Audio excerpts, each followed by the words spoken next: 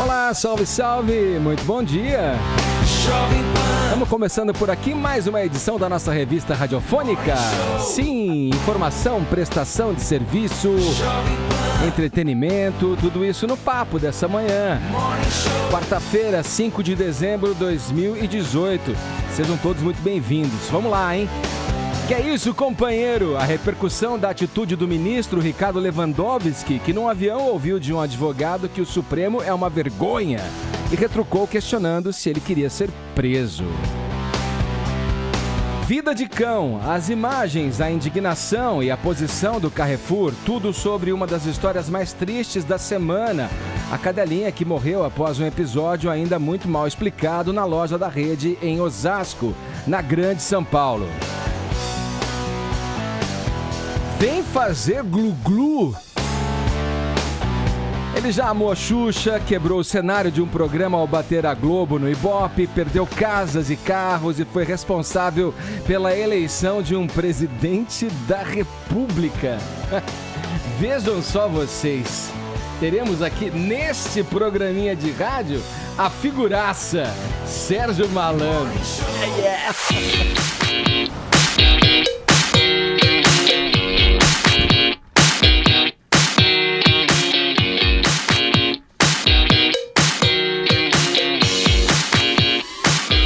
São alguns destaques do Morning que tá só começando. E aí, Paulinha, muito bom dia. Temos uma hashtag? Yeah! Aquelas bem loucas.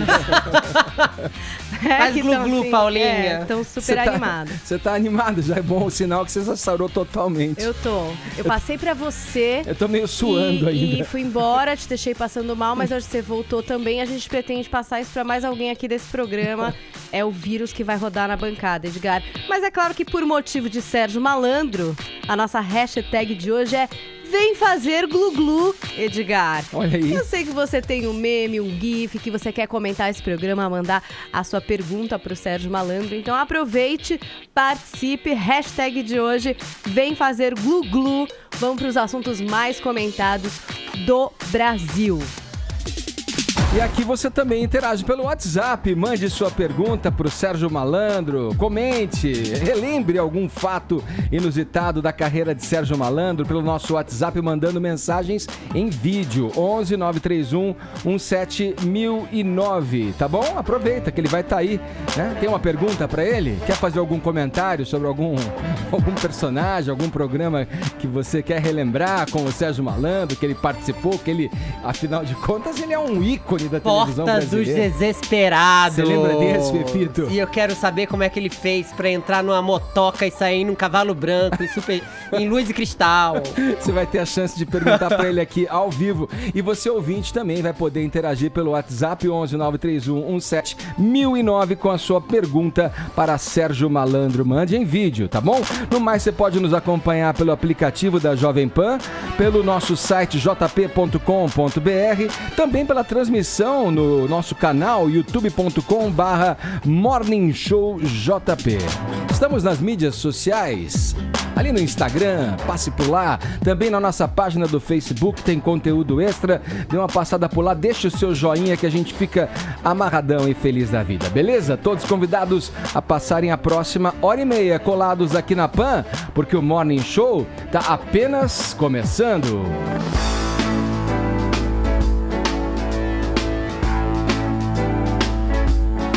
A morte de um cachorro depois de um episódio em uma unidade do Carrefour em Osasco, na Grande São Paulo, provocou uma série de protestos. Isso se deu na quarta-feira, dia 28, e ontem a rede de supermercados voltou a se manifestar em nota.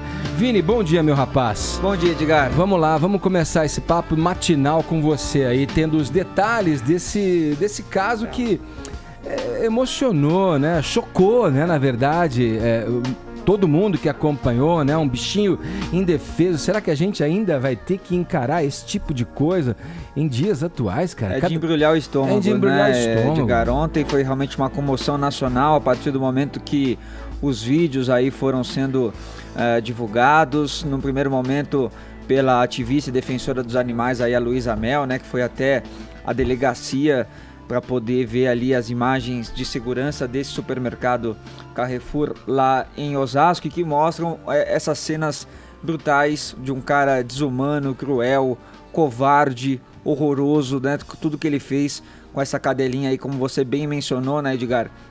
Em defesa, ela que circulava já há alguns dias ali pela rede de supermercados e era até atendida por alguns funcionários ali que davam, né, ração, que davam água para ela, até de uma forma escondida, né, para não ser para não serem observados ali pelos seus superiores. Só que o que acontece? Nesta quarta-feira, no dia 28, ia ter uma visita de pessoas da matriz do Carrefour nessa filial de Osasco.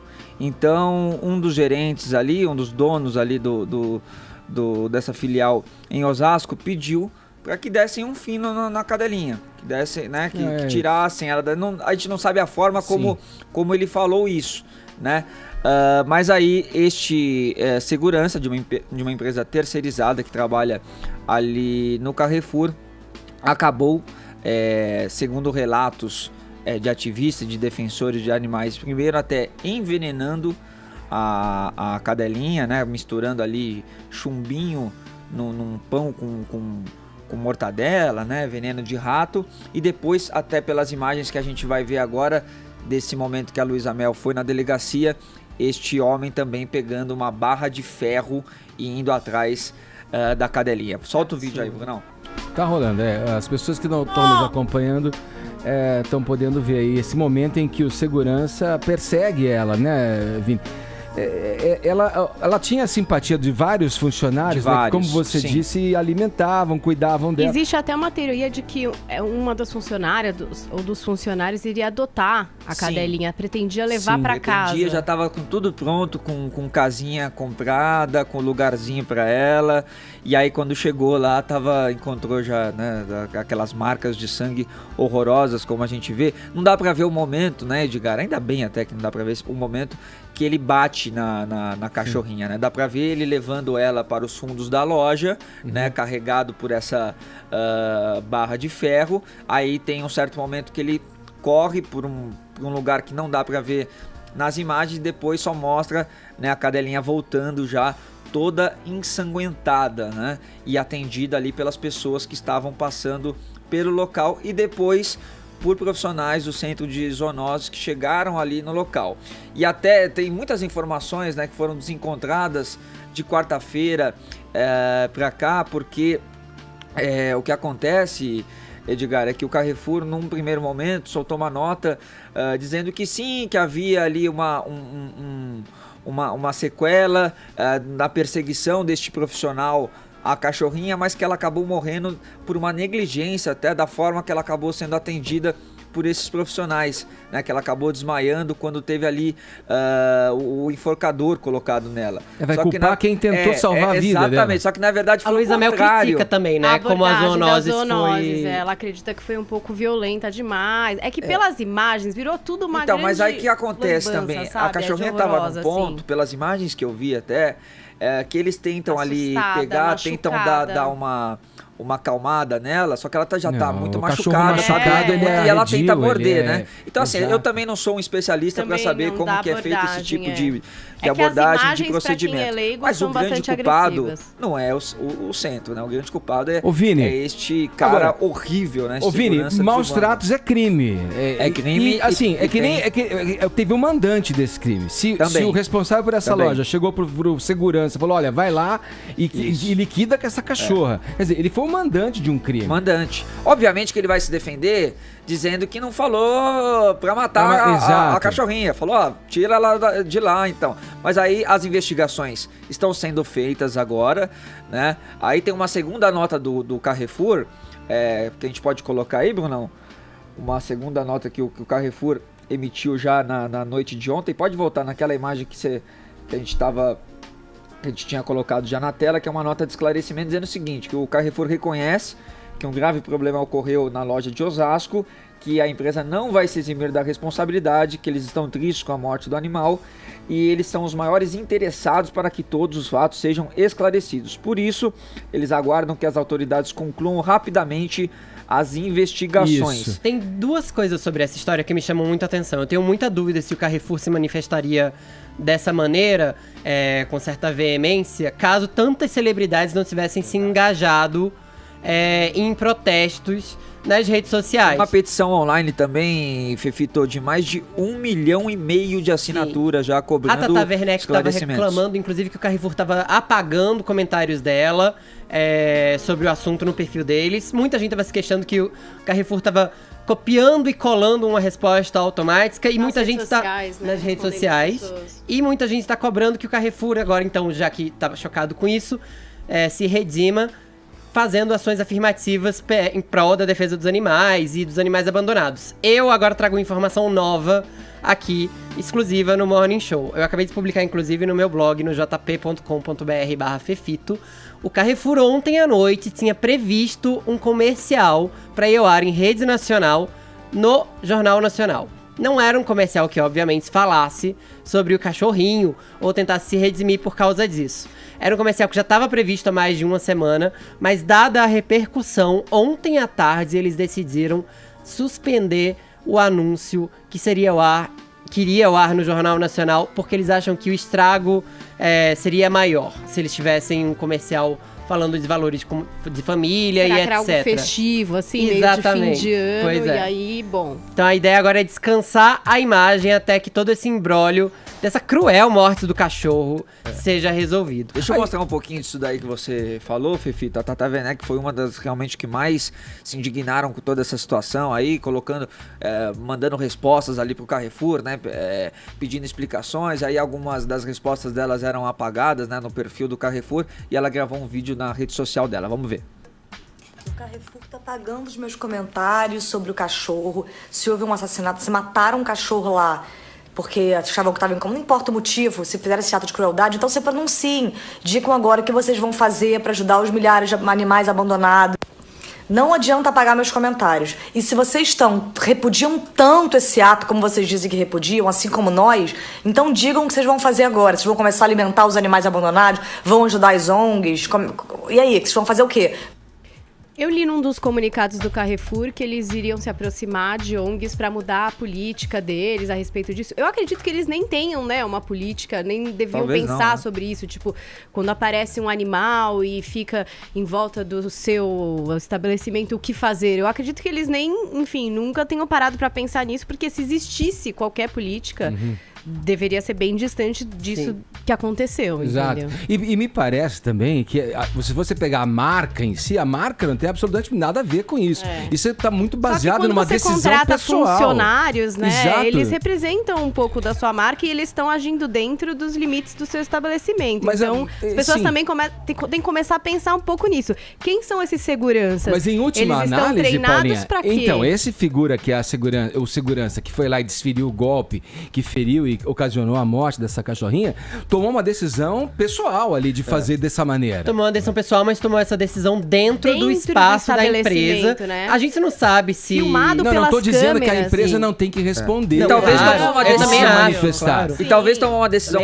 pessoal porque não exista algo ali, uma norma, né, uma regra que Não, claramente não deve existir. A questão, inclusive, pode ir até além. A gente não sabe se esse funcionário é de fato um funcionário do Carrefour ou é um funcionário terceirizado. Terceirizado. É terceirizado. Mas o fato é que, trabalhando nessa empresa terceirizada ou não, o Carrefour tem que dar um treinamento. Tem que ter a responsabilidade e sobre isso. passar os seus valores pra ele. Ninguém tá dizendo aqui que a marca tem que ser execrada pra todo sempre, uma vez que boicote foi convocado, inclusive, nas redes sociais. Não é essa a questão. A questão tem que se aproveitar esse ponto para que as políticas e os valores da empresa sejam esclarecidos, inclusive, para os seus funcionários e para seus clientes. Sobre a questão jurídica, né, a gente está tratando aí, foi muito, muito interessante esse debate sobre responsabilidade objetiva da empresa e subjetiva do autor, do funcionário.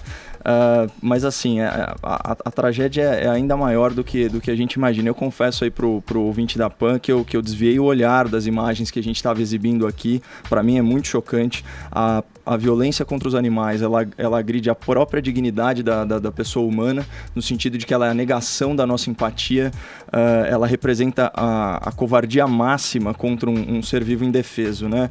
Bom, pegando aí o que você falou, Edgar, de fato, maus tratos é crime, né? Então tá na Lei de Crimes Ambientais, o artigo 32, praticar abuso, ferir ou mutilar animais domésticos, silvestres, nativos ou exóticos. A pena é de detenção de 3 meses a 1 ano e multa. E aí tem um agravante no parágrafo 2º, que aumenta a pena de 1/6 a 1/3 se ocorrer a morte do animal. Portanto, a gente está falando de uma pena máxima de 1 ano e 4 meses, e eu queria focar o meu comentário nesse ponto, certo? Pena máxima, 1 ano e 4 meses. Olha como é aviltante o ato que esse cara praticou. No nosso Código Penal, você vai no artigo 33, ele fala o seguinte: a pena de reclusão, ou seja, o cárcere, né, deve ser cumprida em regime fechado, semiaberto ou aberto.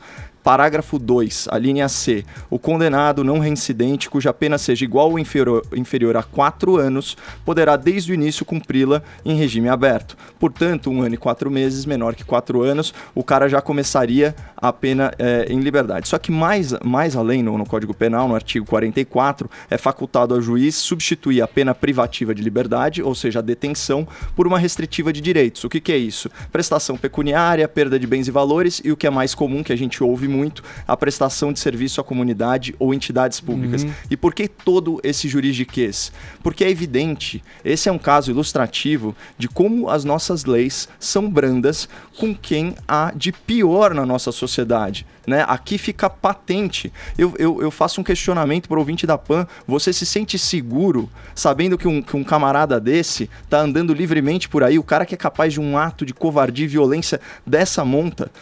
Para mim, de verdade, assim, eu fiquei indignado com essa notícia, até ruim começar amanhã assim, mas a sociedade, as autoridades, elas têm uma escolha óbvia na mão, que é dar protagonismo no direito penal à vítima inocente, ao mais vulnerável, ao inocente. Chega de olhar o mundo só da perspectiva dos nossos piores. Isso nos levou à barbárie, a essa epidemia de violência. Os criminosos, isso do corrupto até o torturador de animais, eles não são vítimas sociais, eles são, no máximo, problemas sociais. Vamos lá, vamos seguir em frente aqui no Morning Show, girando o assunto. A segunda turma do Supremo Tribunal Federal suspendeu ontem o julgamento do habeas corpus do ex-presidente Lula. A defesa do petista pede a liberdade dele e a anulação dos atos do juiz Sérgio Moro. Vamos a Brasília conferir com Zé Maria Trindade os detalhes dessa notícia. Zé, seria essa pergunta apenas retórica para perguntar que ministro, na verdade, pediu vista nesse caso aí? Bom dia para você aí na capital federal. Muito bom dia, Edgar. Bom dia a todos. Edgar, foi uma articulação da defesa do ex-presidente Lula esse pedido de adiamento, né? O pedido de vista foi apresentado pelo ministro Gilmar Mendes depois de 2 votos contrários ao ex-presidente Lula. O relator, o ministro Edson Fachin, que chegou a sugerir que o assunto fosse levado ao plenário do Supremo Tribunal Federal. O argumento dele é de que trata-se de um assunto muito importante, que é discutir em habeas corpus a conduta de um juiz ou a parcialidade, né, de um magistrado. A ex-presidente do Supremo, ministra Carmen Lúcia, também votou contra a liberdade de Lula, dizendo que, para o Supremo Tribunal Federal, sempre foi exigido um documento, uma prova documental de que o juiz, comprovadamente, foi parcial na decisão. O ministro Ricardo Lewandowski, ali logo no início, falou no adiamento que acabou vindo com pedido de vista. O desenho, por enquanto, é 2-0, mas só o desenho é de que ficará 2-2. O ministro Gilmar Mendes e o ministro Ricardo Lewandowski votarão pela aceitação da defesa do ex-presidente Lula e ficando, portanto, o decano, o ministro Celso de Mello, como o voto que será definitivo. E presta atenção que se trata de uma ação muito arriscada, porque anularia a decisão do juiz Sérgio Moro lá de condenação do ex-presidente Lula no caso do triplex. Esse adiamento, Edgar, ele é importante para a defesa porque o Conselho Nacional de Justiça está exatamente avaliando ali a conduta do juiz Sérgio Moro na Lava Jato e também nesse episódio recente que foi usado pela defesa de ele aceitar ser o ministro da Justiça do governo Bolsonaro.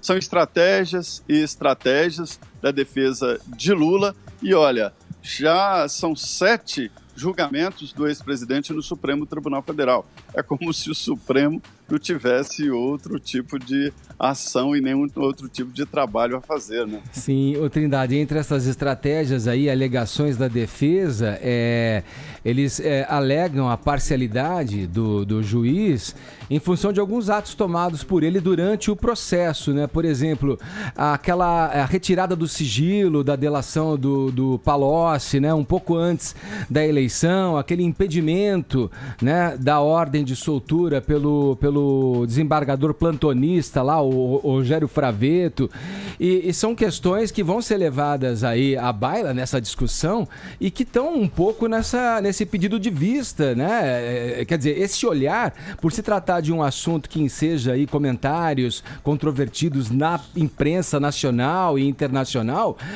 nas alegações do próprio juiz do Gilmar Mendes, que pediu vista aí para tentar pensar um pouco mais a respeito. Quer dizer, é um assunto que ainda vai caminhar por um tempo. Quer dizer, a justiça tem esse timing mesmo, né? A justiça que a gente conhece, ela vai sendo levada de tempos em tempos, né? De vistas em vistas. É um processo complexo, né, Trindade? Embora o próprio Fachin, que é o relator do caso, tenha dito já nas suas próprias palavras ali, que embora ele anote ali o que ele chama de procedimentos heterodoxos, e aí eu acho que ele se refere, na minha opinião, me corrija se eu estiver errado, aquele áudio vazado do Lula na ocasião dele assumir a Casa Civil, né, ainda no governo da Dilma, para se livrar aí de uma eventual prisão e garantir a ele o foro privilegiado. Ainda assim, o ministro Fachin entende que não existam provas suficientes que justificariam aí a anulação desse processo.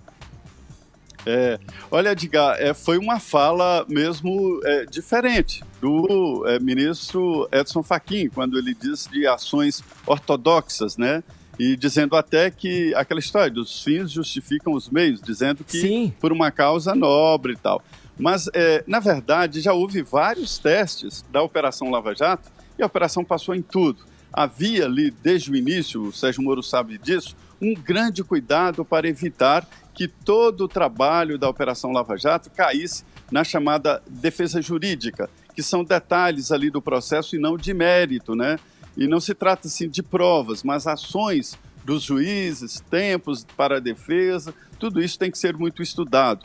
E o juiz Sérgio Moro tem experiência do Supremo, ele foi juiz auxiliar da ministra Rosa Weber e soube exatamente fechar essas possibilidades aí de destruição da Lava Jato através de uma defesa no Supremo Tribunal Federal. Mas é a primeira vez, e esta é a grande novidade do julgamento de ontem, né, que se fala abertamente no plenário do Supremo sobre a Lava Jato e sua ação durante todo o processo. Então o CNJ está investigando, está avaliando aí o procedimento da Lava Jato e do ex-juiz Sérgio Moro, né? E isso vai acabar, sim, alimentando esse debate no Supremo sobre o pedido de anulação. Não é nem de liberdade, não, mas é um pedido de anulação através de um habeas corpus, anulação da sentença do juiz Sérgio Moro. E no julgamento disseram até o que é verdade, de que anular o ato do juiz Sérgio Moro estariam os ministros anulando todo o processo judicial, inclusive o Tribunal Regional Federal 4ª Região, né? Que confirmou a sentença. Sim. Tá bom, Trindade, obrigado pelas informações, um abraço para você, bom trabalho aí em Brasília. Perfeito, muito bom dia a todos. Vamos lá, Caio. Bom, recai aí mais uma vez, as atenções todas recaem sobre o juiz Gilmar Mendes, né? Mais uma vez o Gilmar Mendes. De volta aos holofotes. Ele vai estudar, obviamente se pede vista para você analisar melhor o caso e concluir, né, através das suas convicções ali. Ele não está familiarizado ainda, né? Não está familiarizado. Mas o que estaria por trás desse pedido de vista aí, na tua opinião? Bom, vamos retomar um pouquinho, né? O habeas corpus, né? O pedido de liberdade, do Lula, ele é baseado na suposta parcialidade do juiz Sérgio Moro, né? Então isso quando do julgamento do caso do Triplex, aquele apartamento de luxo que o presidente recebeu e que foi reformado em nome dele a título de propina. né? Então, qual que é a narrativa? Que o ex-presidente ele seria algum tipo de vítima das ambições e da agenda política do juiz Sérgio Moro. Essa narrativa, para usar a própria expressão do futuro ministro, né, do super-ministro da Justiça, o Sérgio Moro, é uma fantasia. Ele foi categórico, o Lula foi condenado porque cometeu crime. Só para retomar, os 3 argumentos elementares para desconstruir essa teoria da conspiração são bem fáceis. Primeiro, a decisão do Moro, em primeira instância, se deu em julho de 2017. Então, assim, pelo critério cronológico, àquela época não havia como se saber qual o resultado do pleito eleitoral, certo? Segundo, a pena sentenciada pelo juiz Sérgio Moro, ela foi reformada, na verdade ela foi agravada no TRF4, né? Ela sai de 9 anos para 12 anos por corrupção e lavagem de dinheiro, né? E terceiro, além do Moro, outros 19 juízes, né, incluindo aí 3 tribunais e 8 ministros do Supremo Tribunal Federal que foram nomeados durante os governos do PT, analisaram o caso. Então, assim, é um processo que já transitou, já foi e voltou 1000 vezes, e o resultado é sempre o mesmo. O julgamento, como você bem colocou, foi suspenso pelo pedido de vista do Gilmar Mendes, né, e ele não se comprometeu, esse é um detalhe interessante, Edgar, na fala dele, né, no voto dele. A voltar esse ano ainda. Exatamente. Né? Então, ele já sinalizou pra gente que isso vai ser pauta de 2019. Agora, é curioso, porque o pedido de habeas corpus, ele é uma peça simples, principalmente quando ele é baseado numa fantasia. O voto da Carmen Lúcia foi peremptório. Ela disse, o fato, né, ou seja, o aceite do Moro, o aceite do convite do presidente Bolsonaro pelo juiz Sérgio Moro não pode ser considerado por si suficiente para afirmar sua parcialidade, né? Nesse mesmo sentido, o Edson Fachin. Então, só que o que acontece? Como bem colocou o Zé Maria, há uma série de representações de cunho aí político fantasioso no Conselho Nacional de Justiça, justamente questionando a conduta do então juiz Sérgio Moro. Se o STF, que é nosso último tribunal recursal, ele julgasse o mérito desse pedido esdrúxulo, ele esvaziaria a discussão. Então, qual que é a teoria aqui que se coloca? Que isso é um cálculo político do Gilmar Mendes na tentativa aí de arranhar a ilibada reputação do ex-juiz Sérgio Moro, que é manter o assunto na pauta, fortalecer a narrativa da oposição, e é para desgastar mesmo. Eu diria até que tem uma pontinha de inveja, mas os fatos, Edgar, eles permanecem os mesmos. O Lula não é vítima do Moro, o Brasil é que é vítima do Lula. Vamos lá, vamos seguindo em frente. Poderíamos seguir com esse papo ainda por um tempo. Fica para 2019. Fica para 2019. O politicamente correto chegou ao desenho Popeye. Até tu, Brutus. É brincadeira, hein? Ô, Fefito, que história é essa? Agora até o nosso grande marinheiro raiz come espinafre orgânico. Não, agora come Nutella. Não, mentira. Imagina. Que história é essa? O Popeye, gente, vai ganhar uma nova série de episódios no YouTube voltada para crianças entre 5 e 6 anos. Não é pra você, querido marmanjo, que está aí ouvindo nostálgico em casa. Vamos deixar isso claro de saída. Serão 25 episódios chamados Popeye Island Adventures, tipo, aventuras na ilha. E o que acontece é que o Popeye, ao contrário do Popeye raiz, que é bem mais jovem, inclusive, tá até infantilizado, se você tá vendo as imagens aí em casa. O Brutus não tem barba, por exemplo. Ele não fuma mais um cachimbo, agora ele tem um apito no lugar da boca. Na boca. E no lugar do espinafre enlatado, agora ele come espinafre orgânico plantado em sua própria horta. E a Olivia nem tá tão palito assim, né? A Olivia agora ela é uma mulher empoderada e sarada. Ela ajuda. Ela não é uma pessoa em perigo. Ela tá ali nas brigas, não entendeu? É só donzela em perigo, mas... Se antes o Brutus só queria a Olivia palito, agora o Brutus quer mesmo um espinafre orgânico. Tá de olho nesse mercado, não é bobo. Até porque orgânico é mais caro, né, gente? Tá aí, ó, o liberalismo chegando no Popeye. Mas o fato é que muita gente tá brava porque diz que o Popeye agora está chato. Nem viram os episódios ainda e já acham que o Popeye encaretou. O fato de ter mudado... Sabe o que é que isso me lembra? De início eu também tive a mesma reação, assim, nossa, até o Popeye, agora ficou chato. Mas depois eu fiquei pensando nesse bando de marmanjo que viu o desenho novo da She-Ra sem nem assistir e queria que a She-Ra fosse uma mulher curvilínea, gostosona, como era nos anos 90, e não um adolescente com espada na mão, como é agora nessa série da Netflix, e começou a julgar sem ver, e agora que tá vendo, tá achando o máximo, porque todo mundo fala que a She-Ra é legal. Eu não acho que dá pra sair julgando o Popeye antes de ver, não. Eu acho, na verdade, que também a gente tem que pensar no público-alvo da coisa.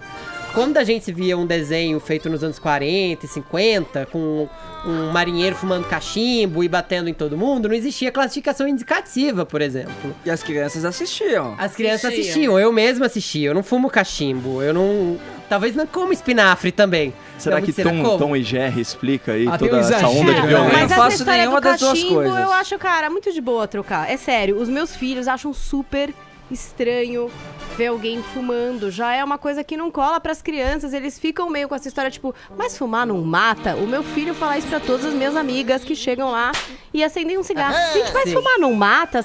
Você vai fumar? Pra eles já não cola. Outro dia eu tava assistindo ET com eles e no meio da sala dos adolescentes e das crianças jogando, tem um putz de um cigarro num cinzeiro, uma fumaça, tipo, uma coisa assim, que hoje ninguém ia fazer desse jeito, entendeu? A questão é assim, ó, o desenho não é pra você, querido marmanjo, é pra criancinha Jovenzinhos. pequena. É pros jovens, é pra quem ainda... exagero. Mas ainda tem espaço pro pessoal do politicamente correto, né? Não sei lá, de repente o sindicato dos estivadores e operadores portuários, eles podem reclamar e da estigma... Ele tem tatu? Tem.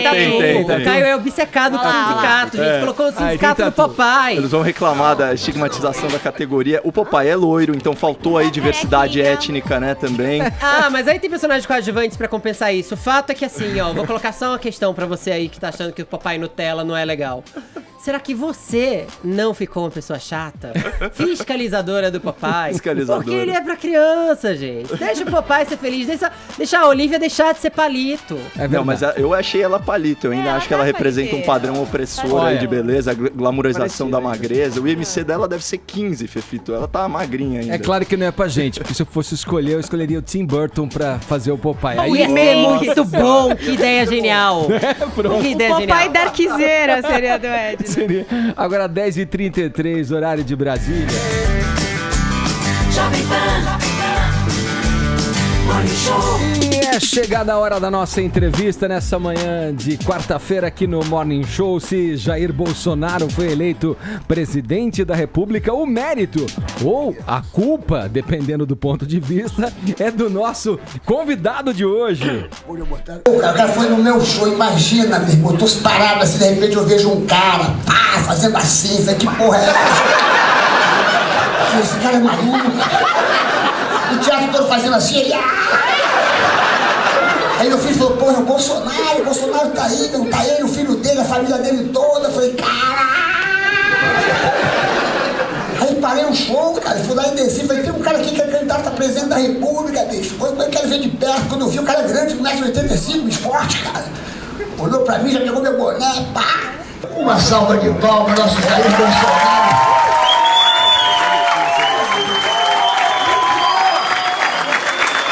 De verdade, cara. Ih, botou o chapéu. Ela botou o chapéu.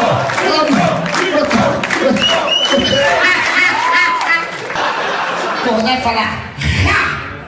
E aí se você falar isso, você será presidente da República. E aí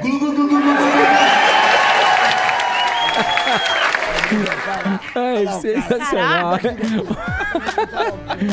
Ô, Sérgio. Deu um aguenta lá. Obrigado, Sérgio. Ô, Sérgio Malandro, seja bem-vindo aqui ao nosso programinha de rádio. Tá ouvindo aqui? Ué. Tá baixinho o retorno, mas tá... Ué, aí. Mas tá fora do padrão, hein? Aqui tava Que loucura, né, brother? Foi Tem um que ser dia assim, louco, Sérgio Malandro, meu tem que ser irmão. assim, Edgar. Rio de Janeiro, tá fazendo meu show no Norte Shopping, malandragem. O Sérgio Malandro é indomável, né? Porra, brother, eu olhei de cara com o maluco ali, pai e tal, meu irmão, já tirou meu boné, falou, algum problema? Eu falei, nenhum, meu irmão, esse boné é meu, eu falei, algum problema? Foi nenhum, cara, vai ter Até um tiro porque de o fuzil aqui. Bolsonaro tem sempre um batalhão, né? Os filhos, né? Tava ele, os filhos, a esposa, é um cara bacana, bicho, eu gostei Ou muito seja, a dele. plateia lotou só de Bolsonaro. Pô, meu irmão, ele tava lá, apareceu do nada, meu irmão, chegou lá, comprou o convite, pá, Aí. aí botei ele pra abrir a porta dos esperados, Aí eu botei pra subir no palco, falei, se você for presidente da República, qual vai ser a sua primeira atitude? Sabe o que ele falou? Eu vou acabar com os malandros. Da rua. Falei, pô, da rua, né? Do teatro não, né, meu irmão? Ô, Sérgio, pô, um prazer te receber Prazer aqui. meu, meu irmão. Quer dizer que você que elegeu o Bolsonaro, então? O cara, ele comprou ingresso, você não deu ingresso, ele não foi ingresso de cortesia, não, ele comprou ingresso, porque isso aí muda toda a história. Ele comprou 15 ingressos, brother, foi ele, os filhos dele, foi a esposa dele, comprou 15 ingressos, bicho, porra, foi bem bacana o bagulho, ele é um cara muito transparente, brother, eu não conhecia ele, e ele é um cara que fala na lata, meu irmão, um cara bacana. Ainda falei pra ele assim, eu perguntei pra ele, vem cá, por que você acha que você vai ser você é um candidato que pode ser presidente da República? Sabe o que ele disse? Que eu sou um candidato diferente. E ele era diferente mesmo, ele tava com a camisa Lacoste, que o jacaré dele, em vez de estar pra esquerda, tava pra direita. Eu falei, pô, tu é diferente, né? Tá lá, tua camisa tá lá, o jacaré tá andando ao contrário, porque ele falou assim, comprei em Brasília, é tudo fake. Tudo é diferente, mano. Pirata, aí falei pra ele, bicho, vamos abrir a porta do esperado? Ele falou, podemos abrir, e lá no Rio, eu boto as portas do esperado. Aqui no Renascença também, eu tô botando a porta do esperado, né? Aí eu falei assim, vamos abrir a porta do esperado. Dá um grito, ele deu um grito. Ah! Aí eu falei, se você abrir a porta número 1, pode sair o Jean Willis pra te dar uma cusparada.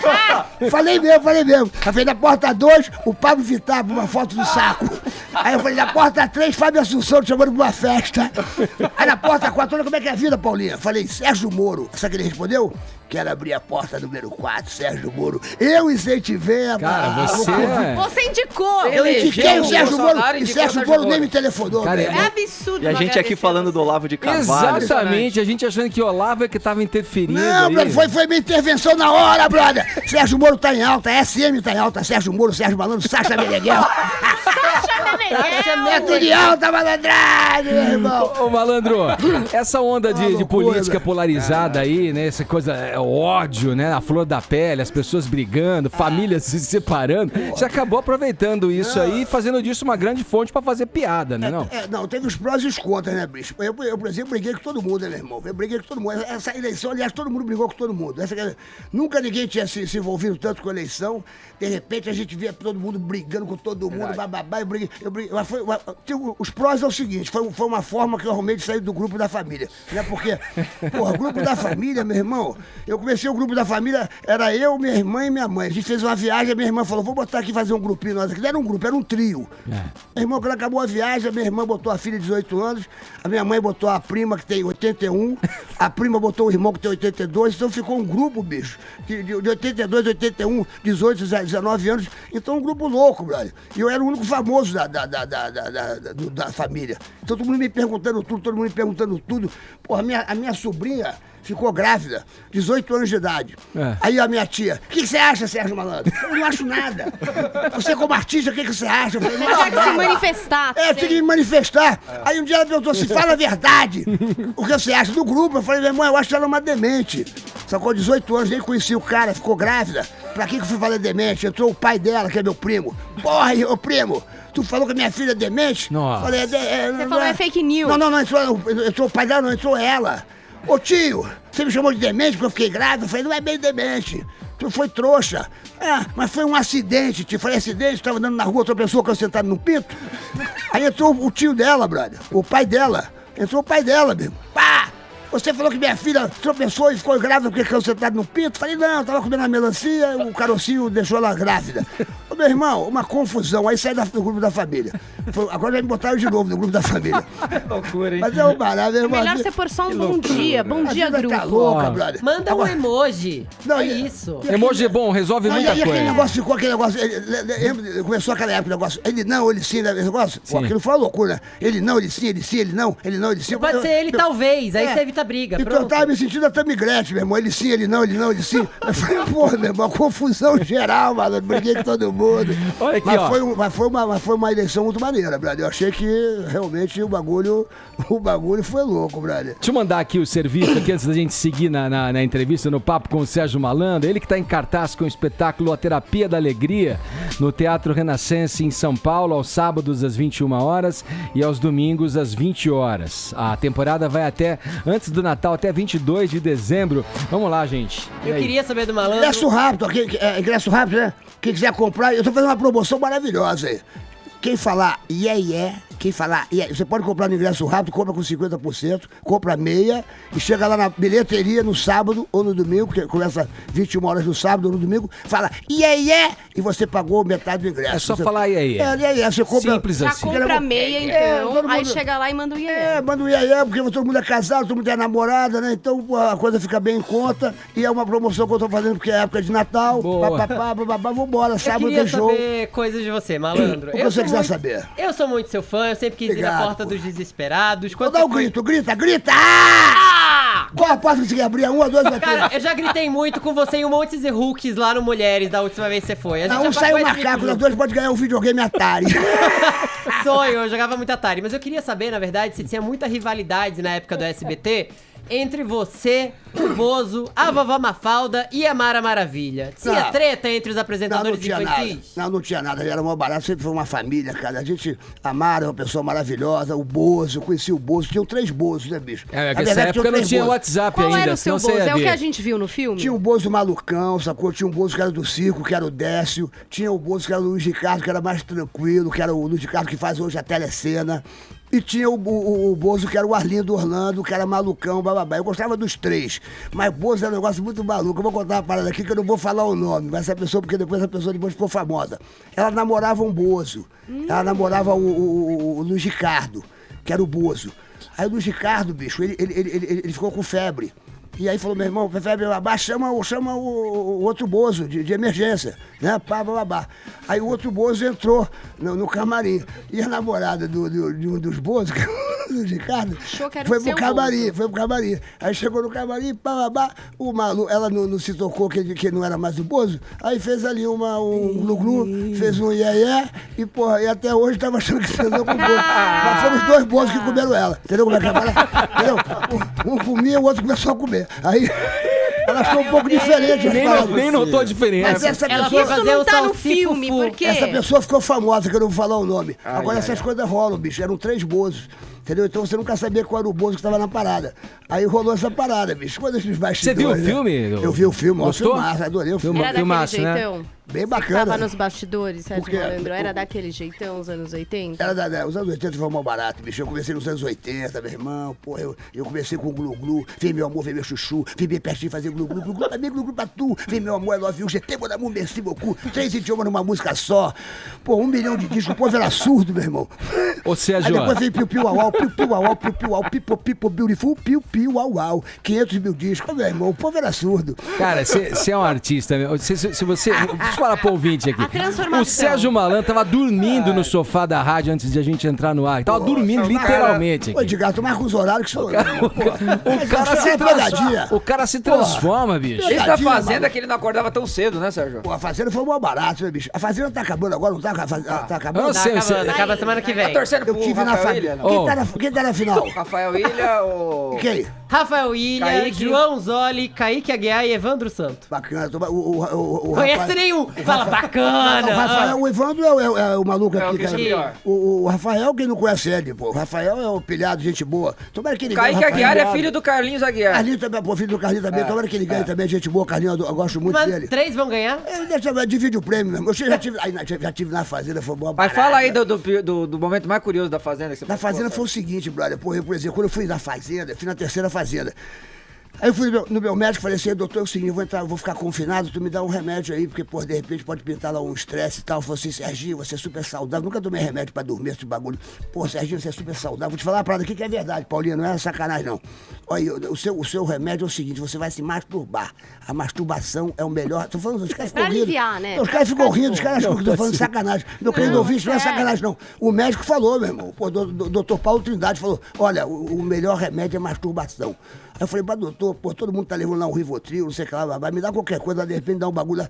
Você, se tiver estressado, nervoso, você vai e se masturba, que esse é o teu remédio. Juro por Deus, brother, isso aí foi, ele falou. Aí cheguei lá na fazenda, logo de cara virei fazendeiro. Teve uma prova lá, que já me botaram não sei o que lá, fazendeiro, boa sorte, meu, fazendeiro, pá. E na primeira semana, bicho, porra, até você se adaptar, acordar cedo, aquele bagulho, pô, eu nunca tinha feito isso, e desce, cuida da vaca, cuida do boi, cuida não sei de quê, bababá, acorda com aqueles gritos. E eu não acordava, né, brother? Eu era fazendeiro, falei, não vou fazer nada, meu. Vou ficar aqui, pô, relaxando. Malandro, aí eu tô lá, aí no terceiro dia começou a me dar um estresse, meu irmão. Pá, começou a me dar um estresse, pá. Aí eu falei, pô, vou tomar meu remédio, né, brother? Porque o médico mandou.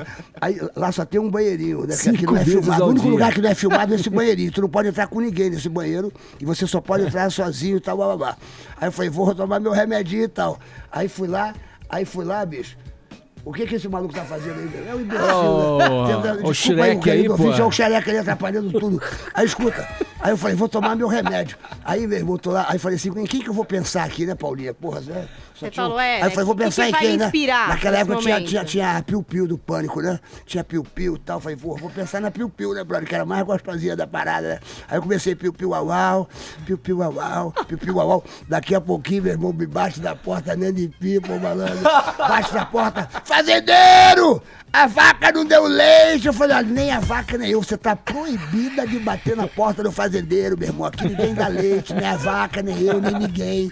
Aí, Você foi eliminado porque você ficou de mau humor, que você não conseguiu tomar seu remédio direito, é isso? Porra, não, eu fui eliminado porque eu era eu era eu era Ele da foi com ovelha dois, e ele eles foi eram com dois, do avestruz. Ô, malandro. Eu fui com dois, eu contra dois, não Ô, foi malandro, barato. você conta alguma história... Bom, a gente tá falando rindo aqui, falando alegria, você fala glu-glu, piu-piu. Você conta alguma história triste no seu espetáculo? Teve uma fase ali tua, nos anos 90, que você passou aí um perrengue, teve carro confiscado, oficial de justiça. Foi, 96. O que aconteceu ali? Você tava sem Eu trabalho?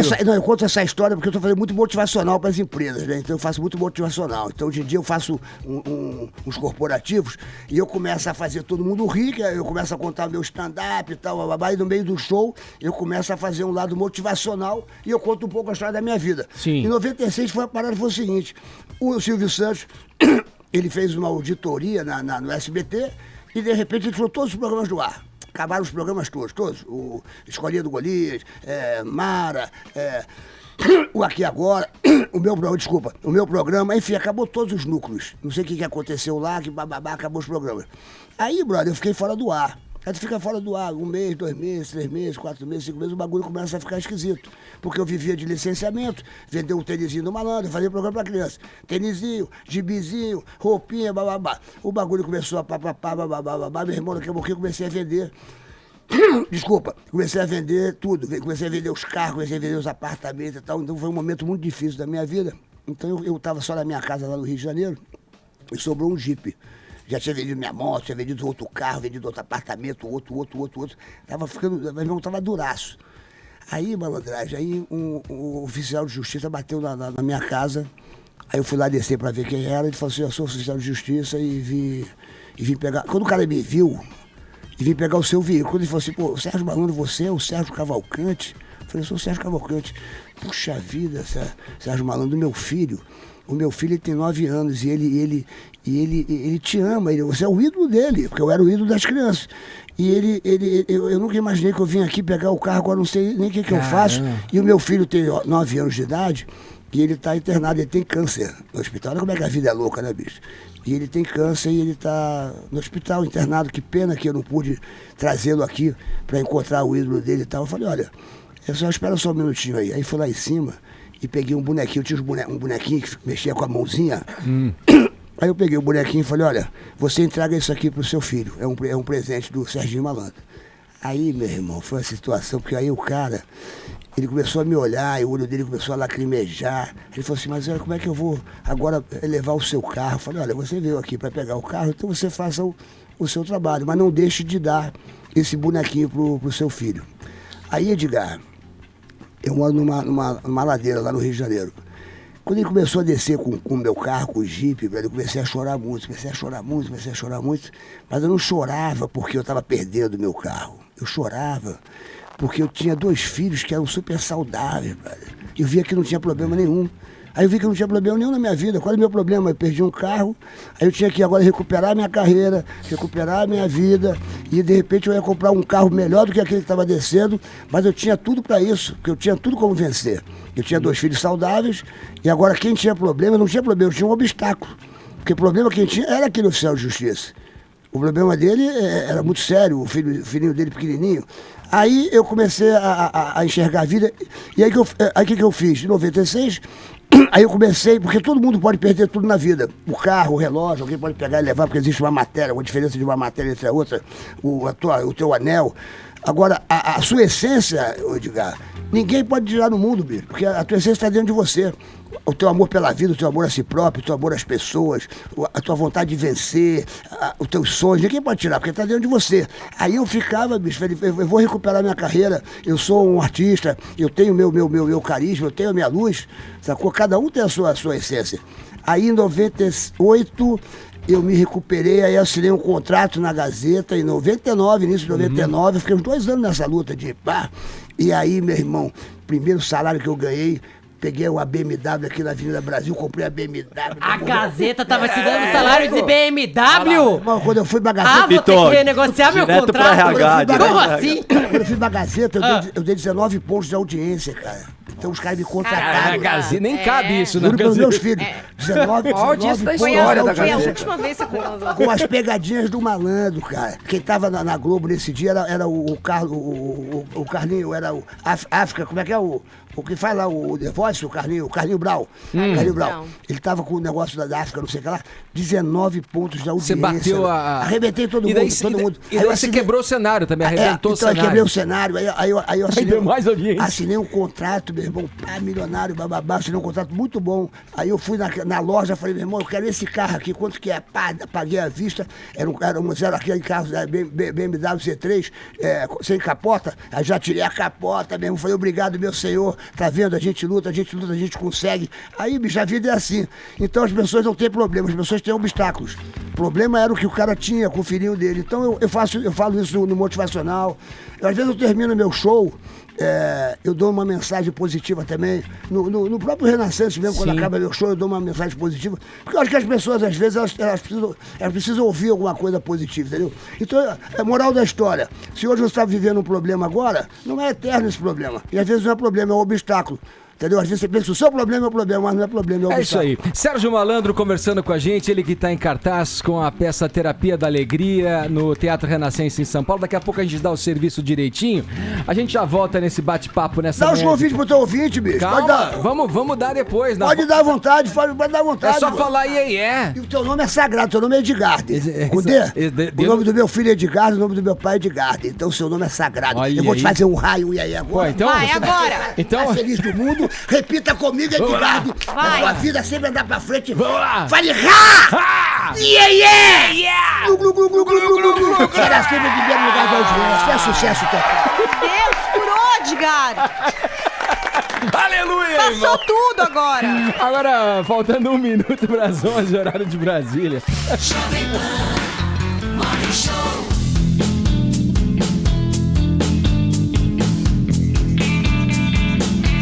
Estamos de volta aqui com o Sérgio Malandro, que até o dia 22 de dezembro segue em cartaz com o stand-up A Terapia da Alegria no Teatro Renascença em São Paulo, aos sábados às 21 horas e aos domingos às 20 horas. Paulinha, vamos seguir aqui um pouquinho antes da gente mandar a hashtag ou vamos já com a hashtag?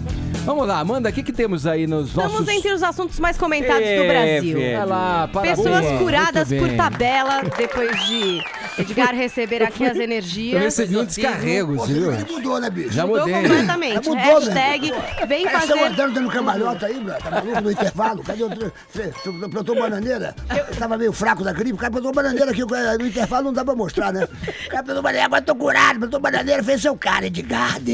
Nome forte. Ó, vou sacar só um tweet aqui do Jimmy Floripa na hashtag vem fazer glu-glu. Põe só do Jimmy. Aí, por favor, Bruno. Paulinha pergunta porque um tempo atrás ele queria enterrar o personagem Sérgio Malandro e o que é que fez ele voltar atrás? Olha aí. O que foi, esse maluco? Há um tempo atrás você quis não mais ser Sérgio Malandro e por que é que você voltou atrás? Não, foi assim, fui no Danilo Gentili, sacou, meu irmão? Pá, cheguei lá, aí falei, o que eu vou fazer? Eu já queria essa entrevista. Aí, pá, botei um óculos. Aí ele falou, vem, Sérgio Malandro e tal. Sempre quando eu entro num programa, eu já faço tentando fazendo iê, glu-glu, aquela maluquice. Aí entrei serão, falei, boa noite, plateia. Boa noite, Danilo Gentili já me olhou e falou, glu-glu. E eu falei assim, irmão, deixa eu te falar uma coisa pra você. Eu gostaria que, a partir de hoje, eu me envolvi com uma mulher, e uma mulher muito espiritualizada e tal, que ela disse que esse ciclo do iê, do glu-glu e do rá acabou.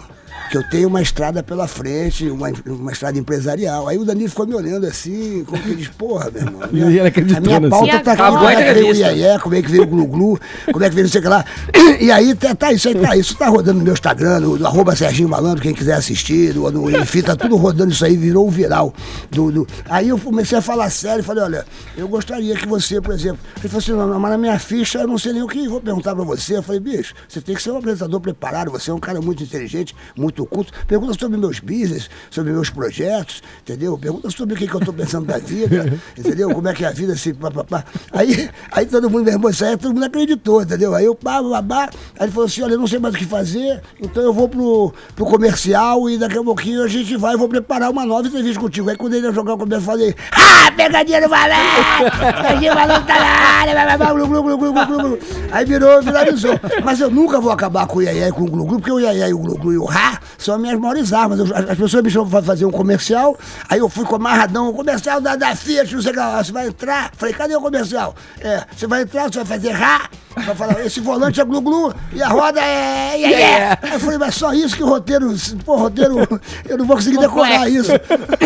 Aí eu fui fazer o negócio do Bradesco Seguro, também a mesma coisa. Pô, o Jason contra o Sérgio Malandro, já viu esse comercial que eu fiz? O Jason contra o Sérgio Malandro, o Jason vai matar a mulher, e eu falo, Rá! Aí o Jason fica olhando assim, Iê! Aí o Jason vai ficando fraco, eu falo, Glu. Aí acaba o comercial. Então, brother, são minhas armas, sacou, brother? Então, qualquer lugar que eu vou fazer Isso nunca te cansou, Sérgio? Não, pelo contrário, bicho, é energia. Irmão, você quer ser feliz, tu abre a tua janela e você faz Rá! O mundo, bicho, ele te conspira. O mundo vai. Ei, Paulinha. Tá fundando uma religião. Bicho, eu faço Rá até no sexo, entendeu? Eu boto. Em que momento? Eu faço amor, Paulinha. Eu faço amor, Paulinha, com meu chapéu de hélice. Entendeu? Meu chapéu de hélice. Eu sei qual é. Eu sei que helicóptero roda nesse sexo. Minha gata falou assim: eu quero transar com o Sérgio Malandro, o da televisão. Aí eu já eu boto minha roupa de príncipe da Xuxa, que eu tenho minha roupa, né, pra ficar aquela coisa sensual, ou então eu boto meu chapéu de hélice. Aí eu comecei, né, Paulinha? Eu venho peladão com chapéu de hélice. Falei, gozei. Ela falou, já gozou? Eu falei, pegadinha no Malandro, gozei nada. Aí eu boto apelido das pessoas, entendeu, Paulinho? Eu boto apelido, porque a mulher gosta de criatividade. Aí eu comecei, Aí eu falei, vai dieta. Ela falou, dieta? Por que dieta? Porque eu vou te comer de 3 em 3 horas. Eu boto as coisas dele pra ficar criativo. Vai ficar criativo, aí, Edgar. É um stand-up na horizontal. Deixa eu perguntar aqui. O Edgar tá chocado. Tô só ouvindo tudo aqui. Eu perco a amiga, mas não perco a piada. Ô Malandro, você tem uns caras que são importantes na tua trajetória ali. O Silvio Santos, por exemplo, foi ali um cara que de início te abriu as portas ali. Fala um pouco dele aí, ele te ajudou muito na carreira, né? No início da tua carreira. O Silvio Santos é um gênio, cara. O Silvio Santos bicho, as pessoas, elas recebem pra trabalhar no SBT. Eu acho que as pessoas deveriam pagar. Eu, por exemplo, eu trabalhei durante uns 15 anos com o SBT, com o Silvio Santos. Todos os dias, sábado, domingo. Então era como se fosse uma universidade, bicho. Então tem muita história com o Silvio Santos. O Silvio Santos, bicho, eu tenho umas histórias loucas, cara. Uma vez eu entrei eu fazia o show de calor, Edgar. Eu fazia aí, escuta aí, Arcon, nome diferente, Arcon, nome de geladeira, Arcon, pô. Geladeira, tudo! Nome de eletrodoméstico, Arcon, pô. Me dá esse ventilador, Arcon, me dá esse, porra. Se eu tivesse nome desse, meu irmão, pô, eu tava rico, bicho, Arcon. Porra, fogão Arcon, porra, meu irmão. Não funcionou comigo, não. Arcon, nome diferente, bicho, pô. Arcon, nome forte, bicho, Arcon. Dá essa torradeira Arcon. Aí escuta, mas é verdade, brother. Pô, esse nome é bom barato, Arcon. Aí escuta, brother. Aí eu fazia o show de calouros. Há muitos anos atrás. Aí, Edgar, é o seguinte, quando acabava a gente sempre gravava 2 programas. E a gente ia pro camarim do Silvio. O Silvio era mó barato. Meu irmão, o Silvio fazia churrasquinho. Meu irmão, era uma época... Você fazia um churrasquinho? Peraí. Ele fazia filezinho. Peraí. Juro por... Esse é um capítulo à parte. O Silvio Santos assa uma carinha. Ele fazia filezinho dentro do camarim pra gente. Serginho, você quer mal passado, quer bem passado. No camarim. No camarim dele. Quer bem ou mal passado? Irmão, juro por Deus, pelos meus filhos, malandro, era uma época sensacional. E numa dessas gravações, a gente acabou o primeiro programa e fomos para o camarim do Silvio Santos para dar um tempinho para gravar o segundo. Aí foi pro camarim eu, Nesse dia fui eu, Pedro de Lara e o Décio Pitinini. Nunca mais esqueço. Turma. Entramos no camarim, o Paulinho. Se vocês usavam os cuecão largão, e já tava com a camisa do outro programa. E sentado na poltrona dele, tomando uma sopa mesmo. Meu irmão, a gente entrando ali, rindo, falando mais besteira. Ele se divertia muito com a gente. Malandro, o Pedro de Lara era um cara muito engraçado. Pra quem conheceu, sabe o que eu tô falando. Ele falou uma merda, meu irmão, tão engraçada, brother. Que o Silvio Santos começou a rir, aquele jeito dele rindo, ele riu tanto. Ri um pouquinho, Silvio. Ele riu, ele engasgou com a sopa. Quando ele engasgou, bicho, a sopa virou no saco do Silvio Santos. Aí ele começou a gritar, sopra! E eu que tava ali, né, Edgar? Daí aí me abaixei e comecei a soprar o saco dele, né, bicho? Vou fazer o quê? Ele sopra! Quando eu vi o saco. Mas não é qualquer saco não, hein? Aquelas 2 bolinhas pareciam pedra preciosa. Ele sopra! Se ele fala chupa, eu chupava. Fiquei nervoso. Ô Caio! E o cabelinho do saco? Não eram penteiros, não. Eram cachos. Ali era o Jaça, né? O Jaça todo. Quando eu vejo uma sopa, eu vejo o saco da felicidade. Mas essa história eu conto no Renaissance. Era caju todo também. mundo tá convidado pra ir sábado comigo lá. No Renaissance. Eu conto essas histórias lá, pô. Vai lá no ingresso rápido lá e compra seu ingresso pra assistir, meu glu-glu. Já que a gente tá falando do Silvio Santos, vamos falar meio sério agora. Vocês acham que estão pegando pesado com ele?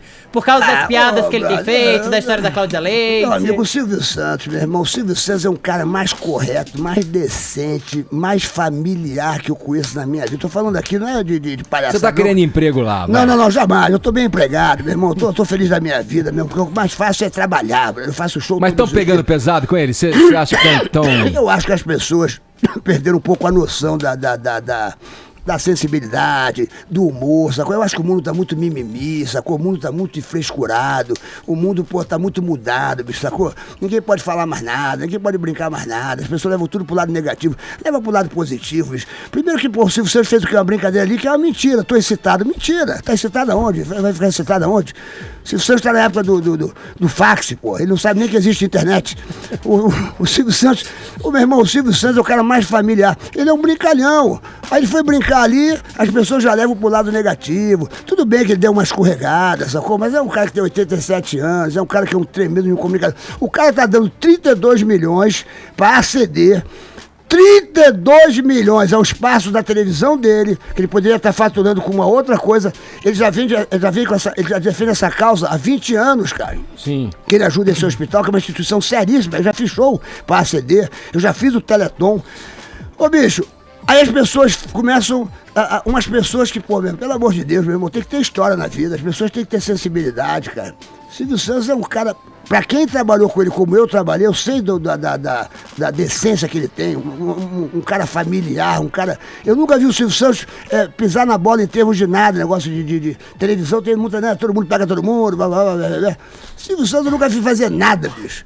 Aí as pessoas ficam dando paulada nele, bicho, mas tem que Malandro, rir, né? Tem que rir, você tá né, bicho? falando aí de bons valores e eu preciso fazer uma nota aqui, porque eu já fui testemunha do seu cavalheirismo. Você marcou a minha vida universitária. A primeira palestra que eu ouvi na faculdade foi do digníssimo Sérgio Malandro. Então a culpa é dele. Foi lá aqui no Largo Largo de São Francisco. Largo de São Francisco, como é que é o nome da... Faculdade de Direito. Faculdade de Direito, mas como é que era? A USP, não é Isso. Pô, você foi sensacional, eu tava lá, fiz uma palestra lá. Foi maravilhoso. E assim, aí ao final abriu para perguntas, né? E eu lembro até hoje, né? Pessoal, alguém lá levantou a mão e fez uma pergunta de certa forma delicada, né? Perguntaram pro Malandro se ele já tinha se deitado, né? Com todas as malandrinhas, né? E você lembra a resposta que você deu, Malandro? Eu não me lembro mais. Você falou o seguinte, que até gostaria, mas eram todas virgens. Exatamente. Era uma mentira que eu contei, né? Sérgio, mas você falando dessa história de mimimi, e você tá aqui fazendo um monte de piada, a gente tá morrendo de rir com tudo que você tá fazendo, com essa vibe. Eu acredito que ninguém tá se sentindo desrespeitado. Mas você já fez alguma piada que magoou alguém, que deixou alguém chateado e que você falou, pô, quer saber? Aqui... Passei acho do que limite. Já aconteceu? Não, nunca fiz porque a gente... O que eu quero falar do mimimi é o seguinte, cara. Por exemplo, o humorista ele tem que ter um limite. Não existe, ele não tem que ser censurado. Não existe esse negócio de censura. Mas ele tem que ter um limite. você não pode chegar, por exemplo, eu interajo muito com a plateia. Você não pode chegar e de repente tem uma pessoa que tem um defeito físico e você vai e você brincar com aquele defeito físico. Então tudo tem um limite, porque às vezes a pessoa que está ao lado daquela pessoa que tem um defeito físico, ela vai se magoar. Ela vai ficar triste de uma brincadeira que você fez quando você foi na ferida da pessoa. Então, tudo tem um limite. Nunca aconteceu comigo isso, de falar uma coisa e de repente, sair errado a piada. Nunca aconteceu isso. É claro, eu tô falando de mimimi, é o seguinte, tem palavras que antigamente você usava, que de repente hoje se você usa na maior naturalidade, na maior pureza, você é julgado, brother. Tudo é um julgamento. Pô, meu irmão, o cara falou essa palavra, então ele vai ter que ser processado, sacou? Então, essa coisa, hoje em dia, você vive todo monitorado, sacou? Então, você foi criado de uma forma, sacou? E de repente hoje você não pode falar mais nada e você não tá falando aquilo com maldade, você não tá a fim de sacanear as pessoas. Então, só que não é mais uma coisa natural, sacou? Você acha que você estivesse hoje na TV aberta, você estaria sofrendo uma patrulha? Na TV aberta? É. Não, eu faço até o Apóstolo Esperado, eu faço lá no Balanço Geral, lá no Rio de Janeiro, lá na Record do Rio de Janeiro. Eu faço então lá é uma coisa muito popular. Eu sei lidar com a TV aberta, com a TV fechada. Eu sei lidar com a comunicação. Você me dá o microfone, eu sei falar. Eu sei onde vai o meu limite. Eu sei como conquistar a pessoa que está do outro lado me ouvindo. Eu sei como buscar tirar uma emoção dela, uma gargalhada ou uma lágrima. Tudo isso eu sei, porque a gente é verdadeiro. A pessoa, para estar nessa estrada, na estrada da rádio, da comunicação, da televisão, você tem que ser verdadeiro. Quer fazer sucesso na sua vida? Seja verdadeiro. Em qualquer profissão. Seja transparente, seja verdadeiro. É que nem um vendedor. Eu faço muita palestra motivacional, o que eu fiz para o shopping e para os vendedores. Aí eu falei, vem cá, você quer ser um bom vendedor? Seja verdadeiro. Por exemplo, eu vou chegar numa loja, eu chego numa loja e falo, olha, essa calça eu pego uma calça listrada, aí depois eu pego uma camisa de xadrez, aí eu falo, olha, vem cá, essa camisa de xadrez ficou bem em mim. Se o vendedor falar, pô, é a sua cara, ele é mentiroso, cara. Ele é mentiroso, então você tem que comprar o vendedor. O vendedor tem que ser transparente. Então, por exemplo, na nossa profissão, você tem que ser verdadeiro. Eu acho, por exemplo, outro dia perguntar assim, pô, mas o seu teatro vive lotado e tal. O que é isso? Eu falei, olha, bicho, o lavrador só sente aroma daquilo que ele colhe. Se você plantar coisas boas na tua vida, você vai colher coisas boas. Então, tudo que eu faço hoje em dia, que com muito sucesso, graças a Deus, graças ao bom Deus, é tudo porque eu plantei alguma coisa. Eu plantei alguma coisa, mas eu plantei com amor. Sacou? Tá certo, eu olha aí. plantei com carinho, plantei com amor, então você vai tirando esses frutos aí. Tudo que eu fiz na minha carreira, Edgar, tudo deu certo. Os filmes deram certo, os programas deram certo. Você viu, a minha virada foi porque eu fiquei em primeiro lugar de audiência. Mas eu fazia com amor. Sim. Eu não fazia naquela intenção de, eu vou mentir pra conquistar aquela coisa. Nada disso. Seja natural, seja honesto, seja transparente, que você vai ter o sucesso. É isso aí. E um desses sucessos está em cartaz no Teatro Renascença em São Paulo, a Terapia da Alegria. Sérgio Malandro mandando lá um stand-up, encarando a plateia sozinho ali. É mó barato. Aos sábados às 21 horas e domingos às 20 horas. E pode comprar pelo ingresso rápido, com 50% de desconto. Você compra o seu ingresso e chega lá na porta. Fala é uma promoção aqui da galera que tá assistindo. Só comprar meia entrada aí, gente. Compra meia entrada, aí você compra, leva sua mulher, compra meia, chega na porta, fala vai ver o Sérgio vai ter histórias novas. Tá bom barato, tá bom barato. Valeu, Serginho.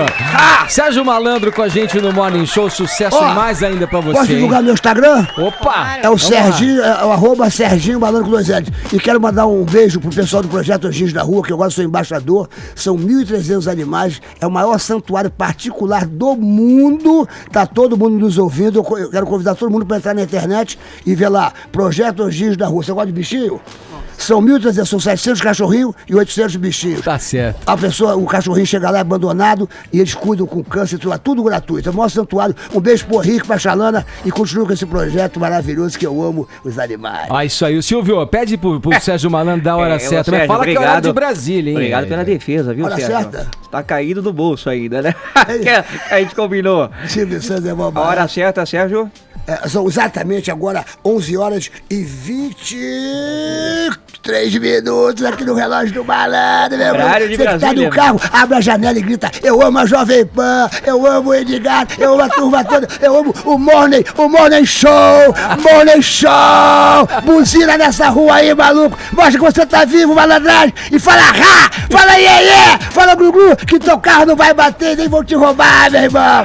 Você nasceu pra ser feliz, meu glu-glu. Sensacional. Ai, eu quero falar isso no motivacional. A Polícia Federal vai apurar a discussão entre o ministro Ricardo Lewandowski, do STF, e o advogado Cristiano Ascioli, num voo ontem que ia de São Paulo para Brasília. O que aconteceu exatamente entre os dois, Vini? Isso é uma vergonha, viu, Edgar? Vergonha. É uma vergonha. Essas foram as palavras aí do advogado Cristiano Caiado de Ascioli para o ministro do Supremo Ricardo Lewandowski, se referindo exatamente, né, à atuação aí dos juízes aí do Supremo Tribunal Federal. Vamos ver então esse momento, Edgar, em que ele aborda o ministro de um voo que saía de São Paulo para o Distrito Federal e também depois o que ele fala para os outros passageiros deste avião.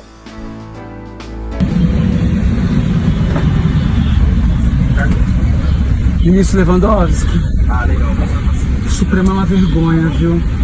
Eu tenho vergonha de ser brasileiro quando eu vejo vocês. Você quer preso? Eu não posso me expressar? Chama a Polícia Federal, então. Chama a Polícia Federal, então. Chama a Polícia Federal. Chama a Polícia Federal.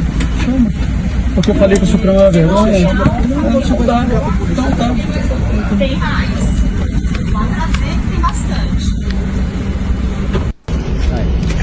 Senhoras e senhores, eu queria um minuto da atenção de vocês. Eu sou só um cidadão. Nós temos aqui nesse voo o ilustre ministro Ricardo Lewandowski. Eu, na minha liberdade constitucional de me manifestar, eu disse que tinha vergonha do Supremo Tribunal Federal. E este ministro me ameaçou de prisão, tão somente porque eu exercia a minha liberdade constitucional.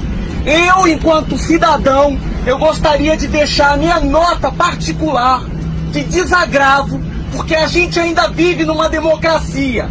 Eu não sou um presidiário tentando dar uma entrevista.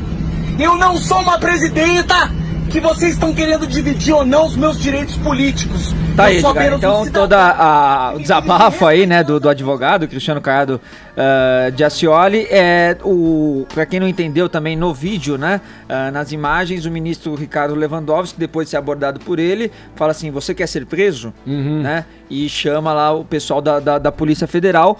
O Cristiano Caiado, que é filho da subprocuradora-geral da República aposentada Helenita Amélia Gonçalves, foi realmente detido depois pela Superintendência da Polícia Federal, né, foi encaminhado depois que ele chegou lá no Distrito Federal, prestou depoimento de cerca de 1h30 e depois acabou sendo liberado. O gabinete do ministro Lewandowski divulgou uma nota, Edgar, dizendo o seguinte: ao presenciar um ato de injúria ao Supremo Tribunal Federal, o ministro Ricardo Lewandowski sentiu-se no dever funcional de proteger a instituição a que pertence, acionando a autoridade policial para que apurasse eventual prática de ato ilícito nos termos da lei. E aí, Caio, o que você acha? Bom, turbulência na resposta ali, porque o cara ele fala da instituição, né? Não faz nenhum ataque pessoal ao juiz. Essa nota é insustentável, né? O que foi falado, ipsis literis, foi: ministro Lewandowski, o Supremo é uma vergonha. Eu tenho vergonha de ser brasileiro quando eu vejo vocês.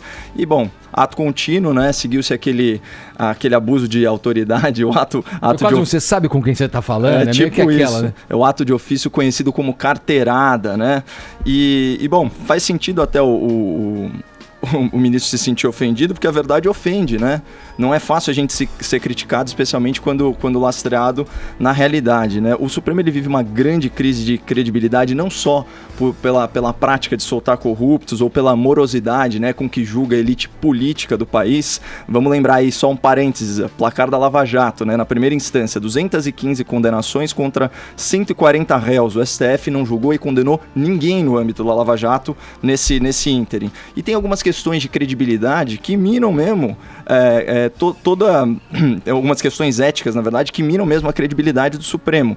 Vamos lá, alguns exemplos. Ministro sugerindo legalização de cocaína, ministro rabiscando a Constituição e inventando que aborto até 12 semanas de gestação é autorizado, isso contra o texto legal, ministro que foi nomeado não pelo seu notável saber, pelas suas obras, pelo seu título, mas porque era advogado de um partido corrupto. Tem ministro julgando o caso de cliente de escritório de advocacia onde a própria esposa trabalha. Tem ministro com filha prodígio de 30 e tantos anos que já virou desembargador, olha só. Tem ministro que defende asilo político para terrorista, né? Tem ministro se comportando como sindicalista de luxo, né? Negociando aumentos e penduricalhos para outros juízes. Isso sem falar nos insultos trocados publicamente pela imprensa entre eles. Falando sobre o Lewandowski, né? Ele é adepto daquela doutrina laxativa, né? Quando o assunto é livrar os nossos corruptos do cárcere. E também foi o responsável pelo fatiamento do impeachment, né? Então, quando a presidente foi afastada por crime de responsabilidade, ele assegurou os direitos políticos dela. E um salve para os eleitores mineiros que corrigiram essa inconstitucionalidade nas urnas. Agora, só uma nota particular minha, né? Eu tenho uma experiência pessoal, porque eu fui aluno, né, do professor Lewandowski, né, de Teoria Geral do Estado. Obviamente era uma matéria obrigatória. Se fosse eletiva, a sala se esvaziaria. E eu lembro quando ele estava discorrendo sobre o absolutismo francês, imaginando aí no contexto daquela sala de mais de 100 pessoas, todo mundo recém-egresso aí do exame vestibular, aquele monte de nerd, e ele me solta aquela frase, a frase épica, falando do rei Luís XVI. O Estado sou eu. O problema, Edgar, é que quem falou essa frase foi o rei Luís XIV, l'état c'est moi. E isso é um crime imperdoável para os nerds lá da sala. E por essas e outras, o professor Lewandowski, ele nunca conquistou muito respeito intelectual dos alunos. Então eu imaginava que a essa altura do campeonato ele já estava acostumado, sabe, Edgar? O cara passava vergonha em sala e agora está passando vergonha em público. Bem feito. Vamos lá, vamos fechar esse programa. Antes da gente ir embora, temos uma mensagem aqui para você, querido ouvinte do Morning Show. Sebrae Digital com Marta Gabriel. E o nosso tema hoje é a experiência que um negócio cria a partir dos seus produtos e serviços. No mundo VUCA, tudo que puder ser digitalizado e automatizado será. Nós transferimos cada vez mais para a nuvem digital livros, conversas, fotografias e tudo mais que puder ser transformado em bits. Nesse processo de automatização, passamos a valorizar aquilo que nos humaniza, especialmente momentos que nos trazem prazer e nos ajudam a viver melhor. Em outras palavras, experiências. Nesse cenário, produtos e serviços tornam-se apenas coadjuvantes da experiência.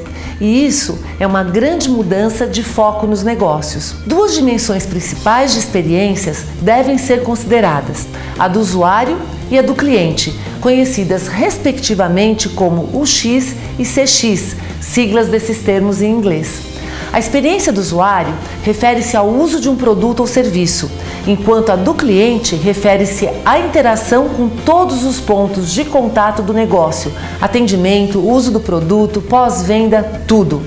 E as tecnologias digitais podem ser grandes aliadas da experiência, pois aumentam a precisão de mensuração e possibilitam interações mais sofisticadas, além da predição de comportamento para antecipação de ações, com o uso de inteligência artificial. E como está a experiência do cliente da sua empresa?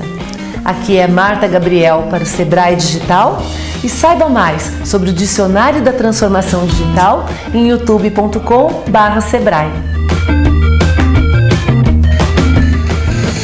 É isso aí, a gente vai ficando por aqui. Mas voltamos na programação da Jovem Pan amanhã às 10. Muito obrigado pelo prestígio e pela audiência. Cuidem-se, hein? Tchau.